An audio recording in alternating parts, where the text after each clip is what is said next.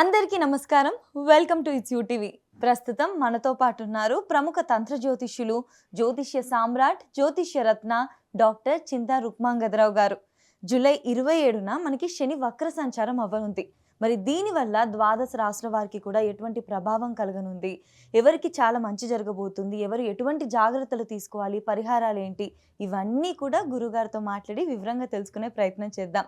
అంతకంటే ముందు ఇటువంటి ఆధ్యాత్మికపరమైన వీడియోస్ కోసం ఇప్పుడే మన ఛానల్ని సబ్స్క్రైబ్ చేసుకోండి. నమస్కారం గురుగారు. మాతృదేవోభవ, పితృదేవోభవ, ఆచార్య దేవోభవ. ఓం నమో మాందీశ్వరాయ నమః. అందరూ బాగుండాలి, అందరికీ మంచి జరగాలి. గురుగారు, ఇప్పుడు ఈ శని వక్ర సంచారం వల్ల మకర రాశి వారికి ఏ విధంగా ఉండబోతుంది? మకర రాశి వాళ్లకు శనేశ్వరుడు సొంత ఇంటివాడే. ఆ రాశికి అధిపతి శనేశ్వరుడు మళ్ళీ రాశిని చూస్తున్నాడు. అంటే ఏళ్ళనాడు శని ఈ మధ్యనే వాళ్ళకు ఒక 1.5 సంవత్సరం ముందు కట్ అయింది, అయిపోయింది. మళ్ళీ ఇప్పుడు చూస్తున్నాడు. అంటే ఆయన 2వ స్థానం వైపు వస్తున్నాడు. ఏళ్ళనాడు శని మనకు 4-5 నెలలు ఉన్నట్టే మళ్ళీ వీళ్ళకు. అంటే ఇది ఎక్స్ట్రా డోసేజ్ అయిపోయింది, కాస్త మళ్ళీ రిపీట్. 7.5 సంవత్సరం ఉంది కదా, ఇప్పుడు 8 సంవత్సరాలు అనుకోవాలి అంతే. ఇంకొక 6 నెలలు 5 నెలలు మళ్ళీ వెనక్కి వస్తుంది కాబట్టి.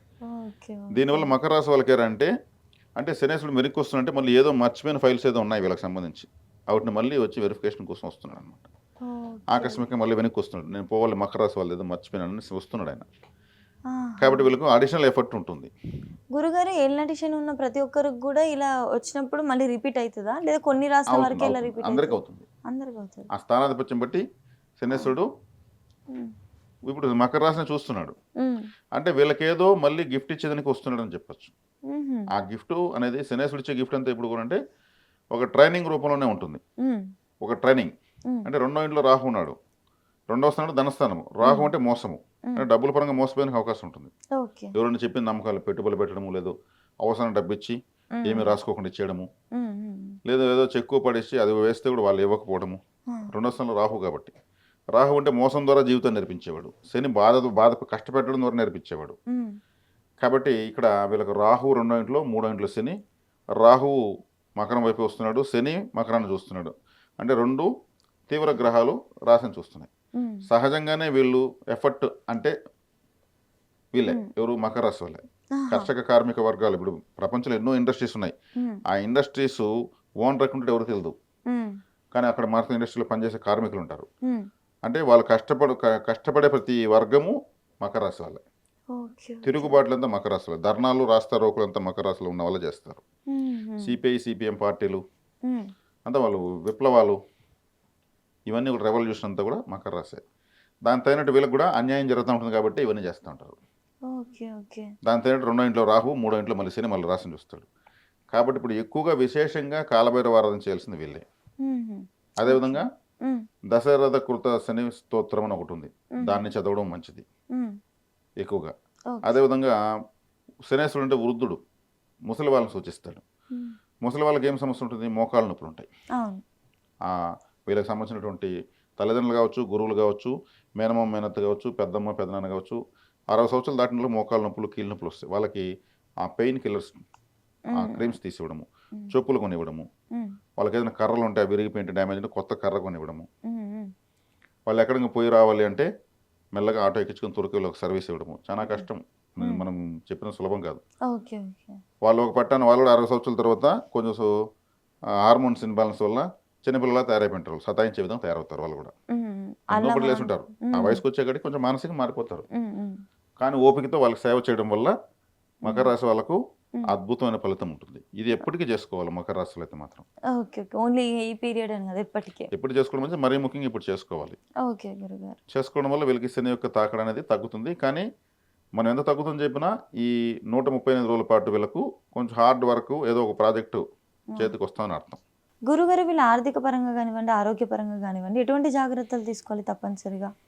అంటే ఈ కాలంలోన సహజంగాన, ముఖ్యంగా ఈ కాలంలో, ఈ టైంలో కొంచెం ఆర్థికంగా అంటే కొన్ని రకాల ఖర్చులు వస్తాయి వీళ్ళకు. కొన్ని రకాల ఖర్చులు శనేశ్వరుడు చూస్తున్నాడు కాబట్టి, శని అంటే బాధ కాబట్టి అదేదో కొంచెం ఖర్చులు అవుతాయి, ఆర్థిక మన ఆరోగ్యపరంగా వస్తాయి.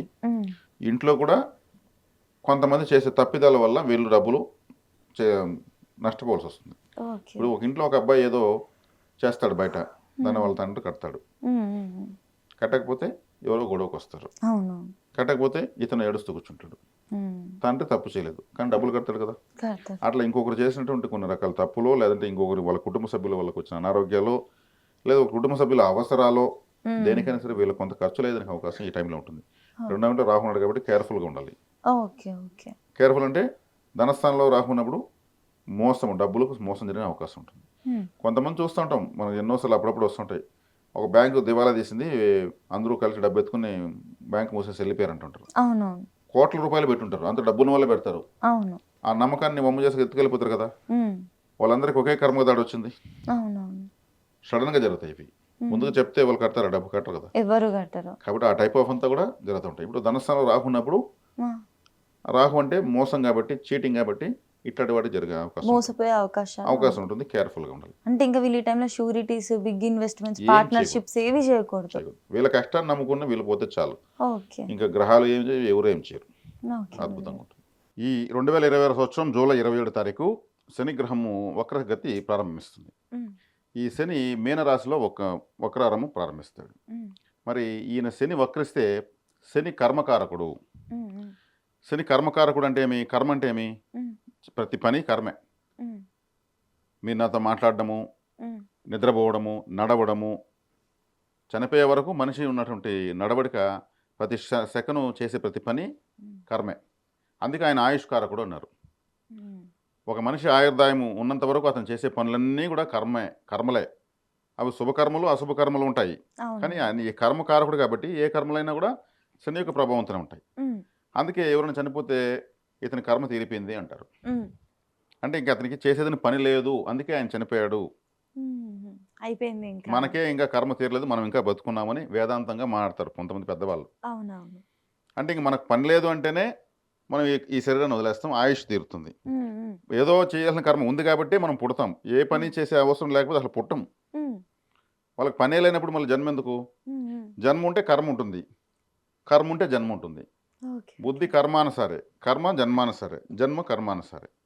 అంటే మన బుద్ధిని బట్టి మన కర్మ ఉంటుంది, మన కర్మను బట్టి మన యొక్క జీవన గమనం ఉంటుంది. మళ్ళీ మన కర్మ బ్యాలెన్స్ ఉంటే మళ్ళీ ఆ కర్మ యొక్క ఫలితాన్ని అనుభవించిన మళ్ళీ జన్మ తీసుకోవాలి.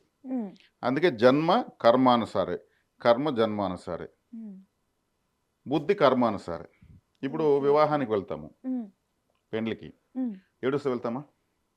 ఏడుస్తూ వెళ్తాం. ఒక డెత్ జరుగుతుంది, నవ్వుతూ వెళ్తామా? అంటే బుద్ధి కర్మానుసారే. అక్కడ ఉన్నటువంటి కార్యక్రమాన్ని బట్టి మన యొక్క బుద్ధి ఉంటుంది. అక్కడ ఉండే ప్రోగ్రామ్ ఏంటి, ఆ ప్రోగ్రామ్ తగిన విధంగా మనం బిహేవ్ చేస్తూ వెళ్తాం. అంటే మన యొక్క బుద్ధిని బట్టి ఆ కర్మనే జరుగుతూ ఉంటుంది. ఈ కర్మలన్నీ చూసుకునేది శనీశ్వరుడు. శని యొక్క ప్రభావంతో మనకు అన్ని కర్మలు సంభవిస్తూ ఉంటాయి. ఈ కర్మకారకుడు వక్రించాడు అంటే ఏంటి గురు? రివర్స్ అయ్యాడు అని అర్థం, యూటర్న్ తీసుకున్నాడు అని అర్థం. ఇప్పుడు వక్ర సంచారం అంటే రిటర్న్, మళ్ళీ వెనక్కి తిరుగుతాడు. వక్రము అంటే వెనక్కి వస్తున్నాడు అని అర్థం. ఇంగ్లీష్లో చెప్పాలంటే యూటర్న్, రివర్స్. మరి కర్మకారకుడు రివర్స్ అయితే ఏముంటుంది? ఇప్పుడు మనం చేస్తున్న పనుల్లో మనం ఏదో మర్చిపోయినాము, మళ్ళీ వెనక్కి తిరిగి మళ్ళీ ఆ పని చేసుకురావాలి. ఇప్పుడు కొద్ది దూరం వెళ్తాము, కీస్ మర్చిపోతాము, లేదా ఒక ఫైల్ మర్చిపోతాము, ఇంటికి మళ్ళీ తిరుక్కొని ఫైల్ ఎత్తుకెళ్తాం కదా. సేమ్ అట్లే శనేశ్వరుడు కూడా సంవత్సరానికి ఒక 5 నెలలు వక్రిస్తూ ఉంటాడు. 5 months ఒకసారి, సంవత్సరానికి 5 నెలలు కనీసం 4 నుంచి 5 నెలలు ఆయన వక్రంలో ఉంటాడు. ప్రతి సంవత్సరం ఉంటాడు. అది ఏ రాశిలో ఉంటే ఆ రాశిలో వక్రిస్తాడు. ఈ వక్రగమనం ఎలా స్టార్ట్ అవుతుంది? సూర్యగ్రహం నుంచి 5 స్థానం నుంచి 9వ స్థానం మధ్యలో అవుతుంది. సూర్యుడి నుంచి 5వ రాశి నుంచి 9వ స్థానం రాశి వరకు వక్రగమనాలు ఉంటాయి.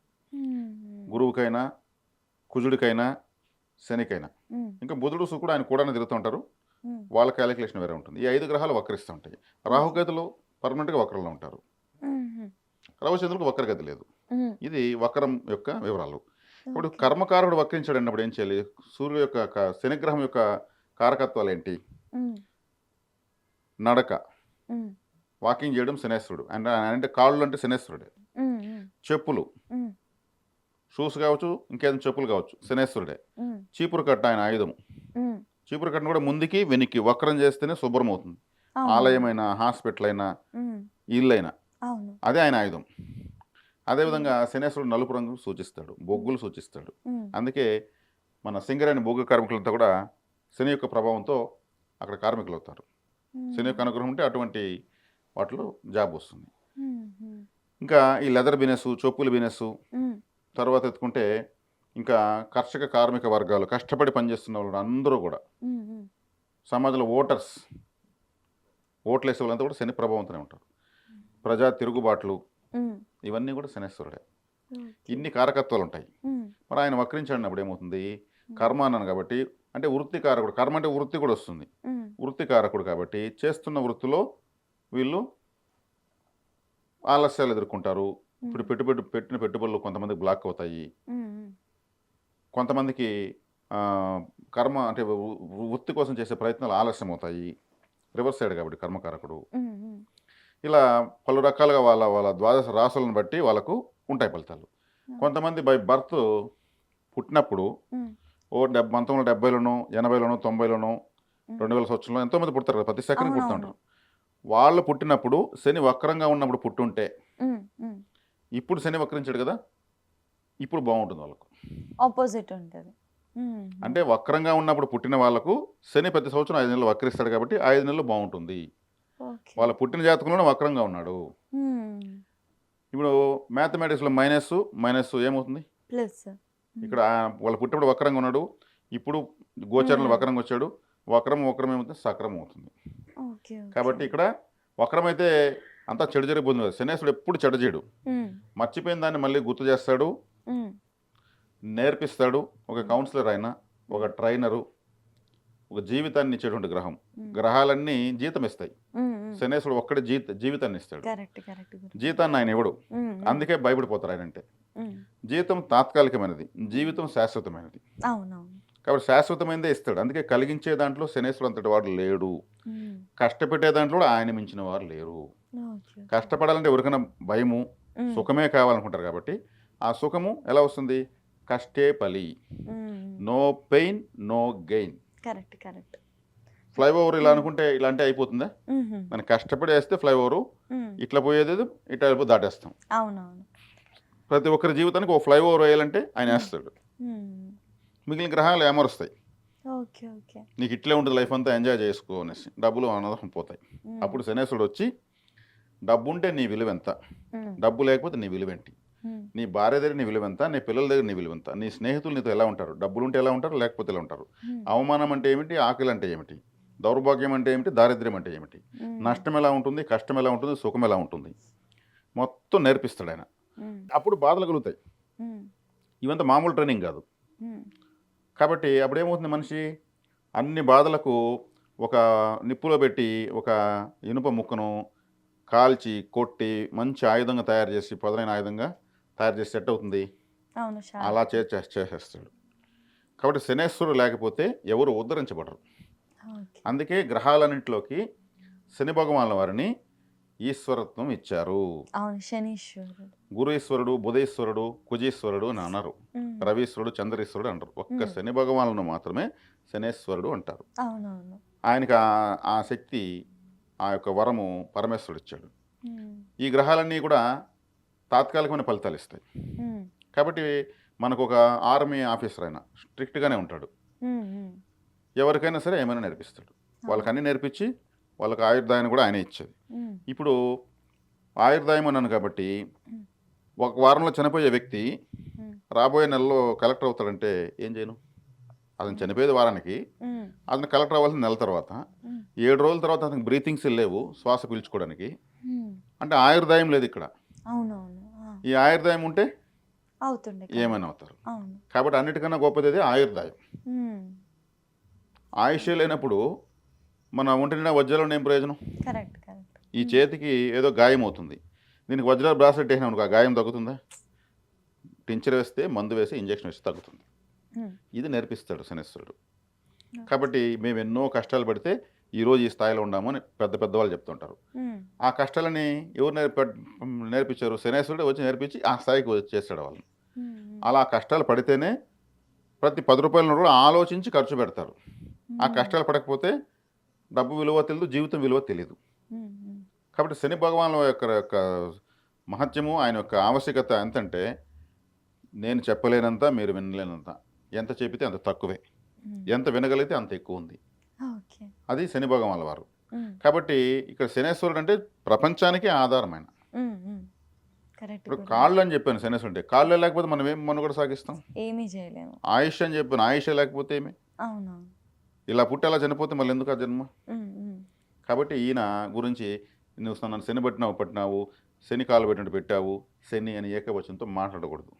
ఉమ్, ఆయన్ని అలా అనడానికి రైట్స్ మనకి ఎక్కడున్నాయి. మన అవును. ఆయుర్దాయం ఆయన మనమేమో తీసి పడేసి కేవలంగా తక్కువగా మాట్లాడతాం. మాట్లాడుతూ ఉంటాం. ఓకే గురు. అసలు మనిషికి ఓ శుక్ర మహర్దశ అన్న ఉంది అనుభవించాలి, గురు మహర్దశ ఉంది అనుభవించాలి, ఇంకేదో బిర్యానీ తినాలంటే ఆయుర్దాయం ఆరోగ్యం కావాలి. ఇది లేకుండా మిగతా అన్ని ఉండి ప్రయోజనం లేదు. కరెక్ట్. కాబట్టి ఈ విలువ సూక్ష్మంగా ఆలోచిస్తే శని భగవాన్ అని ఎప్పుడు ఏకవచనంతో ఎవరు పిలవరు. ఆయన ఇంకా ఇష్టపడతారు. శని భగవాన్ వారి యొక్క బలహీనత ఒకటి ఉంది. ఆయన తైలాభిషేకాలకు బానిస కాదు, అసలు స్పందించడు. మరి శనికి తైలాభిషేకం చేసుకుంటూ ఉంటారు, దానికి స్పందించడు ఆయన. ఆయన ఇంకేదో నల్లని ఒత్తులతో దీపాలు పెడుతూ ఉంటారు, దానికి స్పందించడు. సేవకు శనేశ్వరుడు బానిస. సేవ, దాన ధర్మాలు ఇలాంటి వాటికి సేవ చేయాలి, ఎవరికి చేయాలో వాళ్ళకి చేయాలి. ఆ సేవ చేస్తే ఆయన అనుగ్రహిస్తాడు, ఈజీ. కాలభైరవ ఆరాధన చేస్తే శని అనుగ్రహిస్తాడు, వీధి కుక్కలకు ఫుడ్ పెట్టడం వల్ల అనుగ్రహిస్తాడు. కాబట్టి కాలభైరుడు ఎవరు? శనేశ్వరుడు గురువు, ఈయన కాలభైరుడు శిష్యుడు. మరి శిష్యుడే ఇంత పవర్ఫుల్గా ఉంటే గురువు ఇంకెంత పవర్ఫుల్గా ఉంటాడు. కాబట్టి ఇక్కడ కాలభైరవ ఆరాధన అష్టకం ఒక 8 నిమిషాలు చదువుకోవడము, వీధి కుక్కలకు ఫుడ్ పెట్టడం వల్ల శనేశ్వరుడు అనుకూలంగా మారుతాడు. అంటే తీవ్రతను తగ్గించుకుంటాడు.